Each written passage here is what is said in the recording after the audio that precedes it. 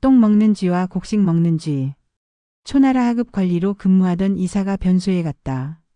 바지춤을 내리고 앉아서 아래를 내려다보니 쥐 한 마리가 똥을 뜯어먹고 있었다. 요리조리 살피면서 똥을 파먹는 쥐의 눈이 반짝거렸다. 이사가 한 덩이 툭 떨어뜨리지 놀란 쥐가 불이 나게 도망갔다. 잠시 후 또다시 요리조리 살피면서 나타나더니만 김이 모락모락 오르는 이사의 똥을 먹기 시작했다. 아, 똥도 맛이 다른가 보다. 진한 똥보다 금방 똥의 입맛이 당기나 보다. 가만히 생각해 보았다.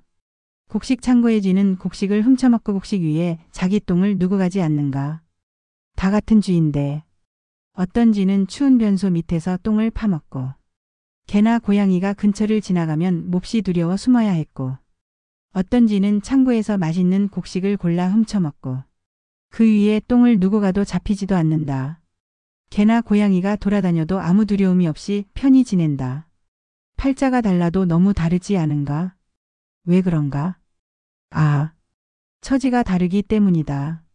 똥 먹는 쥐는 변소에 거처를 정할 수밖에 없었고 곡식 먹는 쥐는 곡식 창고에 거처를 정한 덕분이려니.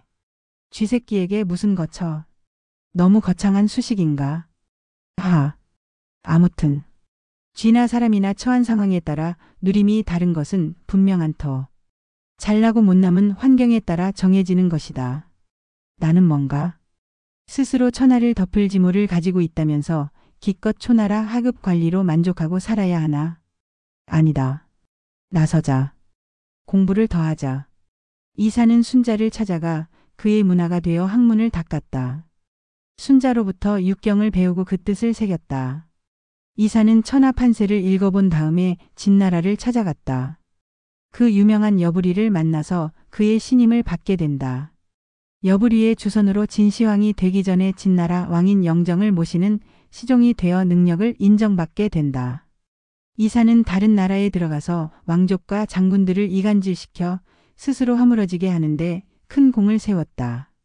이사는 다른 나라 출신으로 대신이 된다는 뜻인 객경에 오르게 한다. 화무십 일용이라고 했던가. 이사가 한창 출세가도를 달리던 시기에 타국 출신으로 진나라에 들어와 살고 있던 노예라는 자각 반란을 일으켰다가 잡혀서 죽었다. 때는 이때라. 타국 출신들은 모두 추방해야 한다는 건의를 받은 영정이 외국인 추방령을 내렸다. 이사도 추방되는 것은 당연지사. 이사의 약진을 시기하던 진나라 대신들은 희색이 만연하였다. 눈에 가시 갔던 이사를 추방할 수 있었기 때문이다. 그런데 이사가 누구인가? 이판사판 공사판? 천하의 명군들은 출신 지역을 가리지 않고 중용하여 그들의 능력을 최대한 활용하였기 때문인데 지금 노예의 난을 평정하시고 타국 출신들을 추방하라고 하셨는데 이는 바람직하지 않습니다.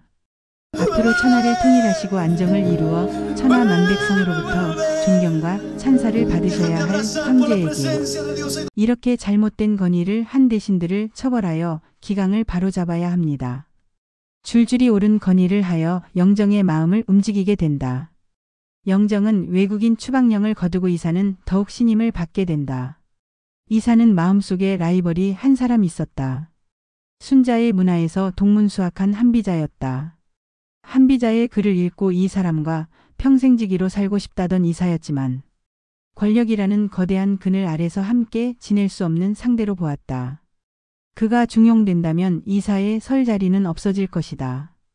이사는 영정에게 한비자를 모함하여 옥에 가두고 결국 독살해버린다. 한비자가 죽자 이사는 부국 강병책을 펼쳐 BC 221년에 천하를 통일하고 영정은 진시황제로 불리게 되었다. 영정이 시황제로 오르기까지 이사의 절대적인 공헌이 있었다. 여부리가 죽고 난 다음 의지할 곳이 없었던 영정은 이사를 더욱 아끼고 사랑하였고 이에 보답이라도 하듯이 이사는 부국 강병책을 성공시켰다. 천하를 통일한 진나라는 지방을 통치하는 방법에 대한 의견 대립이 심각하였다. 승상인 왕관이나 어사대부 풍겁과 같은 중신들은 왕자들을 지방의 왕으로 분봉하여 천하 질서를 바로잡아야 한다고 주장하였다. 그러나 이사는 강력히 반대하였다. 주나라가 멸망한 이유가 바로 분봉식 통치의 결과라면서 모든 지방의 수령은 중앙에서 파견하여 근무를 감독하고 비리를 감찰하여 기강을 세워야 한다고 주장하였다. 시황제는 이사의 건의를 받아들여 강력한 군현제도를 시행하였다. 왕의 형제나 친족들에게는 이름만 있는 관직을 부여하고 정사에 참견하지 못하게 하였다. 그리고 황제의 통치에 비판만 하는 학자들을 입을 봉하고 그들이 근거로 사용하는 서적을 모두 불태워 버리도록 하였다. 진시황의 분석행유는 여기서 비롯되어 이사는 훗날 많은 선비들의 공적으로 변하고 말았다. BC 210년 7월에 지방을 순시하던 시황제가 죽자 이사는 조고와 함께 가짜 조서를 만들고 이세 황제를 옹립한다. 이때 태자부소는 자결로 생을 마감하게 하였다. 진승과 우광의 난을 비롯하여 천하가 어지럽게 되자 나라를 바로 세워야 한다면서 건설하던 아방궁도 중지하고 황제가 국사에 전념해야 한다고 우승상 곽거질과 장군 풍각과 함께 간언하지만 거절당하고 황제를 분노케 하였다. BC 208년에 우승상 곽거질과 장군 풍각은 스스로 목숨을 끊었다. 이사는 조고의 모함으로게 가치여족으로부터 심한 문초를 당하고 초나라 항량과 이사의 아들 삼천수가 내통을 한다는 날조된 죄를 시인하고 만다. 이사는 죽기 전에 둘째 아들에게 누런개를 이끌고 너와 함께 토끼를 사냥하려 했는데 이제는 그럴 수가 없게 되었다면서 통곡하고 함양의 시장에서 허리가 잘려서 죽는 요차명을 당하고 삼족이 멸문지화를 당하는 수모를 겪었다. 176석의 거대 여당이 상임위원장을 단독으로 선출하자 주호영 야당 대표가 혼자서 퇴장하는 모습이 뉴스가 되었다. 똥을 먹던 쥐가 놀라서 도망가는 고사가 연상된다. 그동안 보수의 병풍 아래서 얼마나 많은 곡식을 까먹었던가. 곡식만 까먹은 것이 아니고 곡식 위에 똥까지 퍼질러 놓아서 상등품을 하등품으로 만들고 보니 정작 사려는 손님이 눈길조차 주질 않는다. 거대 여당. 똥 먹는 쥐가 될 날이 그리 멀지 않았다.